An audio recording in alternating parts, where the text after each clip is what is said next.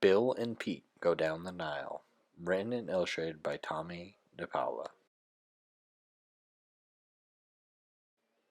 Bill and Pete Go Down the Nile.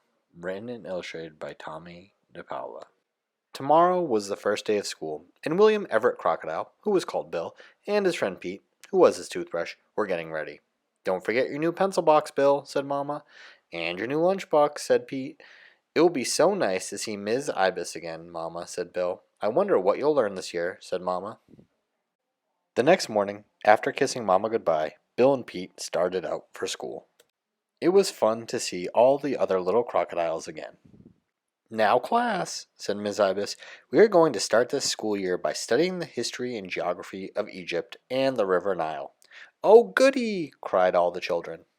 "What did you learn today, Bill?" asked Mama. "We learned all about the River Nile, Mama," said Bill. "It's nice to learn about your own hometown," said Mama. On Tuesday, Ms. Ibis told the class about the Sphinx. "Today we learned about the Stinks, Mama," said Bill. "You mean Sphinx, Bill?" said Pete. "And boy, is it weird looking." On Wednesday, Ms. Ibis told the class all about the pharaohs, the pyramids, and mummies. "The pharaohs built the pyramids so they could be buried there with all their riches," Ms. Ibis told them. "When they died, they were wrapped up in long strips of cloth and called mummies. The mummy was put in a beautiful case called a sarcophagus." "What did you learn today, Bill?" said Mama. "Oh, Mama, we learned about the pharaohs and the pyramids," said Bill. "We learned about mummies and esophaguses." "You mean sarcophaguses," said Pete. "How exciting," said Mama.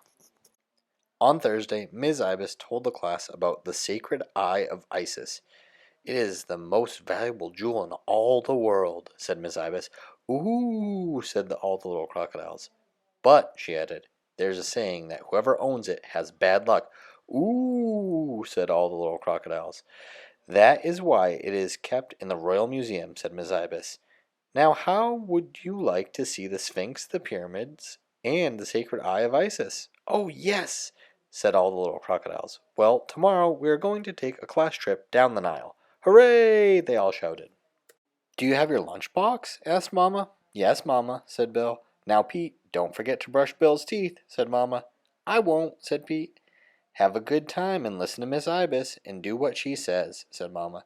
"Goodbye, Mama," said Bill and Pete. "Does everyone have their partners?" Miss Ibis asked. "Yes, Miss Ibis," the crocodiles answered. "Then forward, swim." "Ooh," said all the little crocodiles. "There's the Grand Hotel."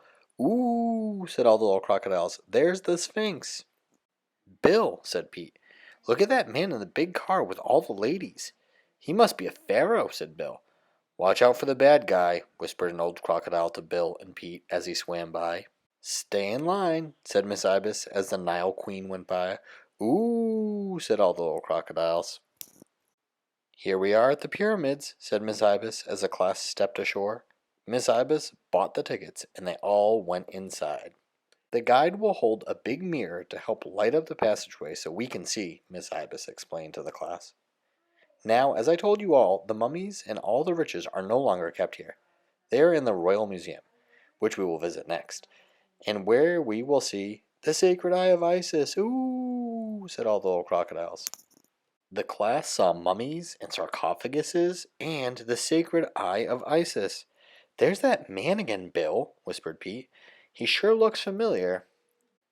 And then they sat down to eat their lunch. "Miss Ibis, may I be excused, please?" said Bill, and he and Pete went inside to find a restroom to brush Bill's teeth. "Aha, look, Bill," said Pete. "I thought I recognized him, the bad guy." "Oh, Mr. Bad Guy, don't!" cried Bill. "You'll have bad luck." "Shut up, you walking suitcase," yelled the bad guy, and he locked Bill inside a sarcophagus. "You can't do that to my friend," shouted Pete, and he flew into the restroom to get some toilet paper.